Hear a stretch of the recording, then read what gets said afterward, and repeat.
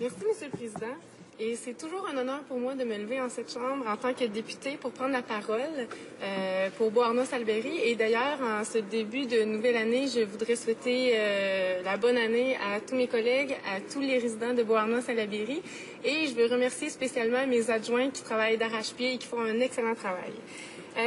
Donc, je suis ici très fièrement pour représenter le Canada, un pays qui représente pour moi et pour beaucoup de mes concitoyens une terre de paix, une terre d'accueil et un lieu qui offre la possibilité de s'épanouir, mais aussi une société qui respecte les différences de chacun, qui prend en compte les réalités sociales de chacun et qui protège les plus démunis. En ces temps économiques difficiles, il est primordial de se rappeler les valeurs à la base de ce pays, les valeurs de solidarité, de justice, qui font l'envie à l'extérieur de notre pays. C'est dans cet esprit que je me lève aujourd'hui pour parler de cet enjeu fondamental qui est celui de la retraite des aînés du Canada. Ce que le gouvernement conservateur propose ici, avec son projet de loi C-25, c'est un cadre juridique pour la création de régimes de pension agréés collectifs. Ce régime vise les travailleurs autonomes. Il vise aussi les travailleurs de petites et de moyennes entreprises qui n'ont pas accès au régime de pension de la grande entreprise ou de la fonction publique. L'objectif est louable, mais comme je le crains et comme plusieurs de mes collègues le craignent également, ce projet de loi ne solutionnera en rien le problème des retraites. C-25 créerait une nouvelle forme de régime d'épargne, le régime de pension agréé collectif, en permettant la mise en commun des fonds provenant des comptes de participants au régime. Les employés pourront verser une portion de leur salaire dans un compte de retraite et cet argent sera investi dans des actions en bourse, dans des obligations ou des fonds de placement qui sont très volatiles. Le régime sera administré par le secteur bancaire, encore une fois, un secteur privé. Les employeurs seront libres de cotiser ou non. Comme dans n'importe quel régime à cotisation déterminée, il n'y a aucune garantie sur le montant d'argent qui sera disponible au moment de la retraite. Je répète, aucune garantie. C'est grave, c'est très risqué. Depuis 2008, on sait à quel point les marchés boursiers peuvent s'effondrer, fluctuer et gruger nos épargnes. On en a eu des effets à nos dépens.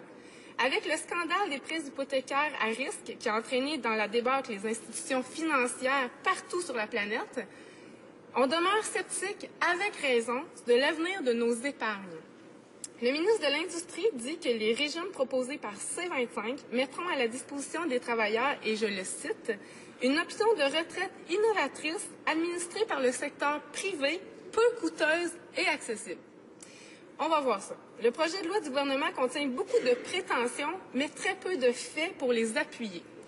D'abord, il existe déjà des régimes volontaires d'épargne. On peut penser au régime d'enregistré d'épargne retraite, les REER. Si ces programmes connaissent un assez bon succès chez la classe moyenne, il ne faut pas oublier que plus de 12 millions de Canadiens ne cotisent à aucun régime volontaire parce que beaucoup d'entre eux n'ont tout simplement pas les moyens d'épargner, c'est-à-dire de mettre de l'argent de côté. Faut-il donc rappeler qu'un Canadien sur 4, 25%, occupe un emploi faiblement rémunéré et qu'il peine déjà à joindre les deux bouts? Seulement dans mon comté, il y a 12% de la population qui sont des personnes âgées, qui sont des aînés, et donc plus d'une personne sur 10 qui ont un revenu qui est très, très faible.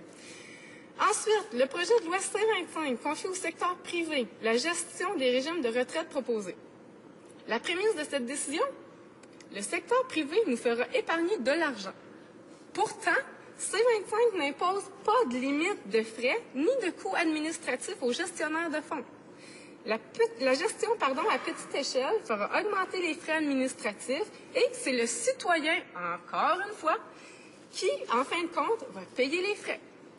En confiant ce régime au système public, par contre, les économies d'échelle seraient bien plus grandes et le fardeau ne reviendrait pas aux travailleurs. N'oublions pas qu'on parle ici de travailleurs autonomes et d'employés de petites et moyennes entreprises. Je pense pas qu'ils aimeront, eux non plus, voir leurs économies mangées par les frais de gestion ou par l'inflation. Oui, par l'inflation, parce que, dis-je bien, puisque le régime proposé des conservateurs ne sera pas indexé au coût de la vie.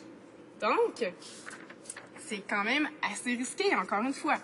Le gouvernement prétend que les régimes de pension proposés seront accessibles.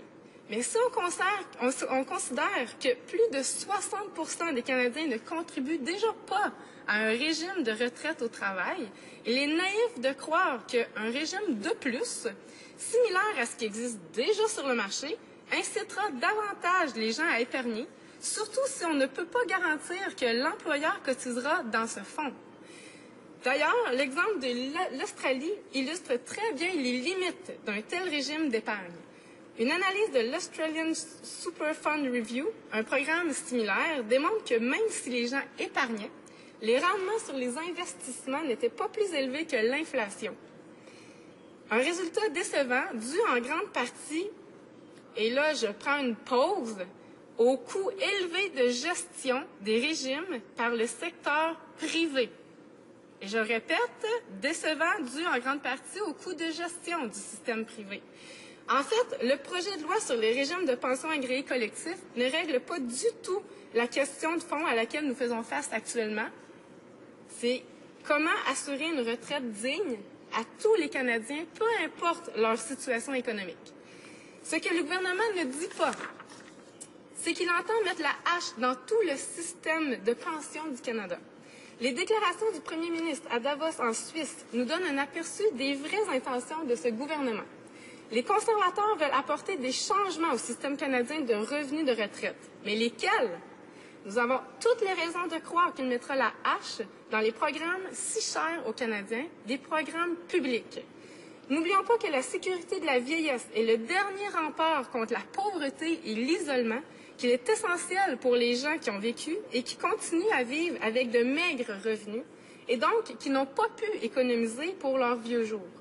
De nombreuses femmes se trouvent dans cette situation parce qu'elles représentent une majorité de travailleuses plutôt à temps partiel ou à statut précaire. Si des programmes comme la sécurité de la vieillesse sont coupés, cela aura des conséquences directes sur la santé physique et psychologique des personnes les plus vulnérables dans notre société. Eh bien, Monsieur le Premier ministre et honorable membre du gouvernement, laissez-moi vous rappeler que vous avez l'obligation de gouverner pour tous les citoyens de ce pays, y compris les personnes âgées, quel que soit leur revenu ou leur capacité financière. Si vous voulez vraiment faire une réforme qui assurera la pérennité du système de pension et de retraite canadien, il faudrait alors, et vous avez 4 alternatives que nous vous proposons ici à l'opposition. Premièrement, augmenter les prestations du régime de pension du Canada et du régime de rente du Québec. 2 programmes qui fonctionnent à merveille et qui auraient juste besoin d'être enfloués. 2 régimes aussi auxquels cotisent déjà 93% de la population, déjà assez efficace. Deuxième alternative, travailler avec les provinces pour qu'il soit plus facile de contribuer à un régime de retraite personnel. Troisième, amender la législation fédérale pour s'assurer que les entreprises qui font faillite ne partent pas avec toutes les épargnes des travailleurs. Et quatrièmement, donc vous avez quand même plusieurs choix, augmenter le supplément de revenus garanti pour sortir les aînés de la pauvreté et leur permettre de vivre dans la dignité. Et comment on fait ça, où on prend l'argent? Parce que c'est toujours une question des conservateurs. Eh bien, on fait des choix politiques, on fait des choix de société. Donc, au lieu de récompenser les grandes entreprises qui font déjà plein de profits en réduisant par milliards les impôts, on peut utiliser ce revenu-là pour le redistribuer également équitablement dans la population. Dois-je rappeler donc à mes collègues députés que plus d'1 million de personnes âgées vivent sous le seuil de la pauvreté? C'est grave. Le gouvernement fédéral a donc une responsabilité face aux aînés de ce pays. Il devrait investir là où il peut faire une très réelle différence, dans les régimes publics de retraite, au lieu de laisser les institutions financières et les compagnies d'assurance s'en mettre plein les poches. Monsieur le Président, chers collègues députés, merci de votre attention.